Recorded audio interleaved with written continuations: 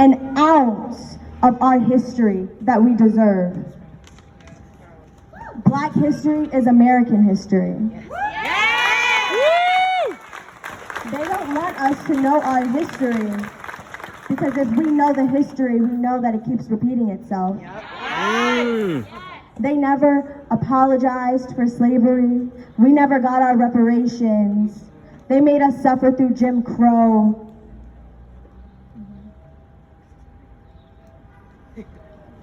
Now the prison industrial system. There has been a black genocide going on in this country for centuries. A black genocide. I can't even comprehend the amount, the millions of black people that have been killed in this country every single day since that ship left Africa with our ancestors on it.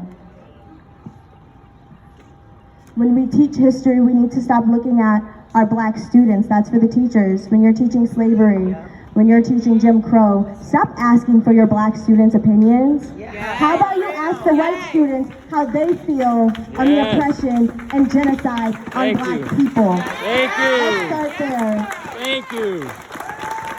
Let's start there, because education is so important. And since we're talking about education, I know we hear people saying all the time, defund the police, reform the police, abolish the police.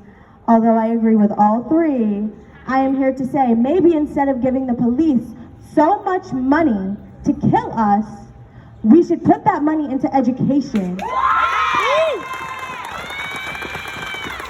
They pay the gang unit to do what they call meet and greets, to approach, I quote, targets in heavily gang-affiliated neighborhoods.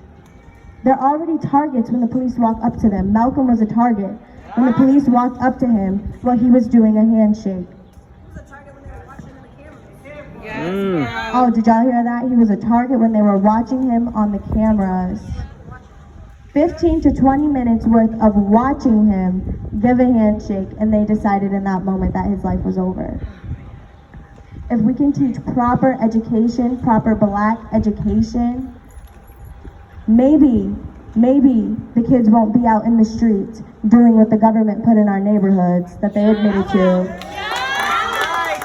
They pumped guns and drugs and crack into our neighborhoods to destroy us. They wanted to destroy the black family, because if you have no foundation, we have nothing to do but fall. They want to see us fall at every single turn. So it's our job to educate our kids. If you work in the school system, if you have any sort of influence outside of the school system, you need to be applying pressure. We need to apply pressure, because it's not fair what these young kids go through. It's not fair what I went through the new Bedford school system. It's not fair what everyone goes through in this school system. Stop giving students attention and ask them if they're hungry. Have you ate today? Have you slept at all? Learn your students. Just like teachers come in and they have a bad day, administrators come in, maybe you got into a car accident, maybe the Dunkin' line was too long, maybe you couldn't find the right shoes. Now you're coming in and you're already grumpy. You're meeting the kids with your grumpy attitude. You brought every single problem that happened to you in the morning into the classroom, and you expect the children to not? You expect the children to understand their emotions more than you do. You can't even take a breath and assess the situation to properly handle the problem that these children are facing. So with that being said, we can all work and do better. We all have influence. We all have a voice. Before all of this was happening, I'd never get up and speak in front of all these people. That's not who I am. I think we can all say that. Anyone who has spoken today. But what I will say is our voice matters.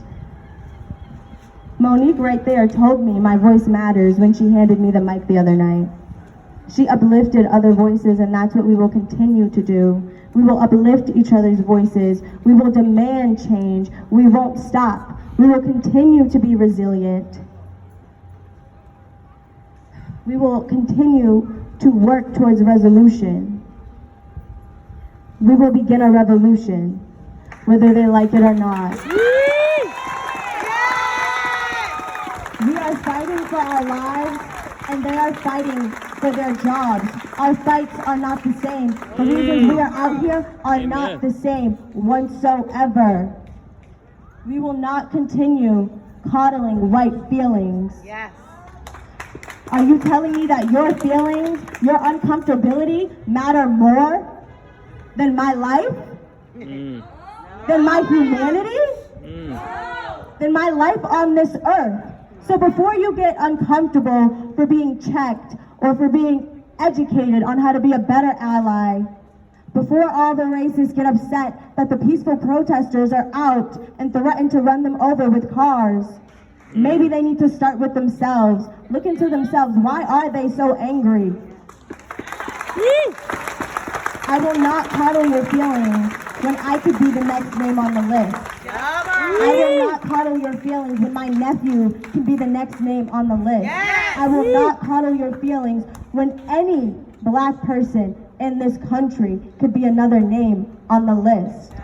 This fight is not the same. We are fighting for our lives. Understand that. Our breath, the right to walk, the right to just be in this country. That's what we are fighting for. We're fighting to be human. We're fighting to coexist. All we're asking for is equality, equity, and respect. And they're lucky we haven't asked for more. They're lucky we don't want it all. They're lucky we don't want to overthrow the government. They're lucky that we don't want to meet them with the same violence that they've met us with. They taught us violence, and we will teach them peace. We will make them understand, because this cannot go on any longer. We all agree here. We all agree that Black Lives Matter. But do the cops over there? Why aren't they here with us? They keep sending the cops to block off the streets to protect us. And I understand there are people who have tried to run us over, but understand this too. There were cops in this city who tried to run over 10-year-old kids on bikes. Yes, ma'am. And it's funny because it happened right up the street. Exactly up the street. They tried to run over multiple people. They speed behind us.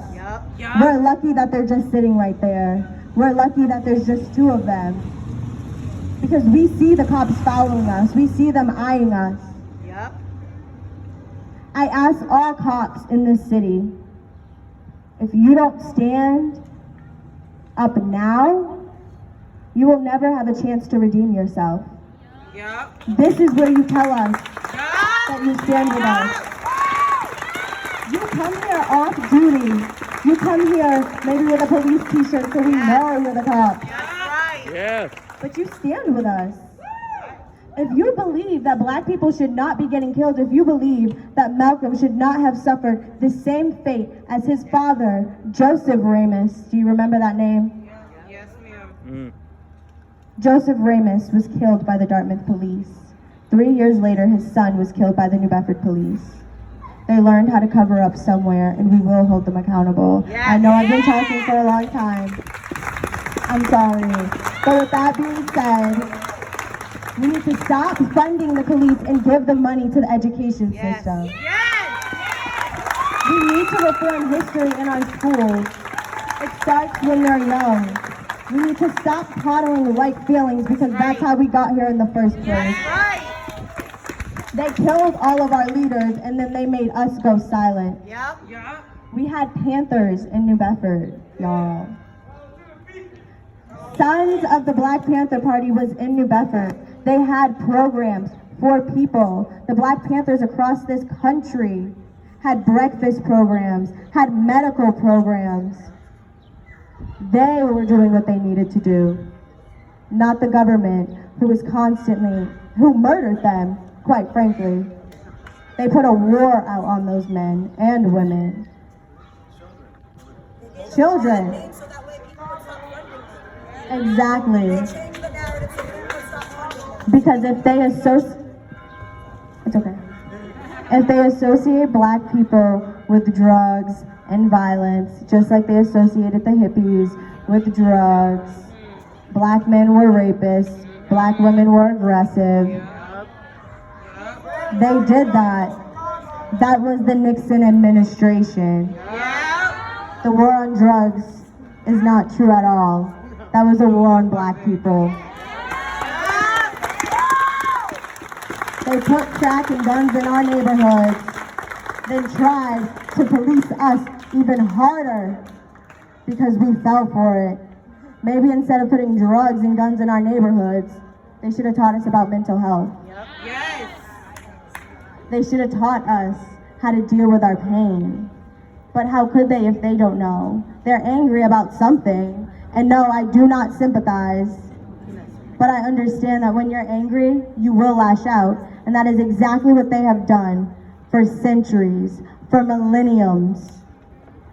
White people have colonized, raped, pillaged, destroyed countries, committed genocide. They killed Martin Luther King, and they have the nerve to come to me and tell me my peaceful protesting is violent? They wiped out a whole country, came here, made my ancestors work for free, and build it up. They did all of that, and they have a problem with peaceful protesting? They have a problem with people rioting and looting in the streets? Understand that the only reason that hasn't happened in New Bedford is because we have people trying to work with us. But if the police didn't meet us where they drew the lines in our blood, the people of New Bedford would be rioting. They have something to riot for. You can't teach us violence and then scold us when we do it better than you.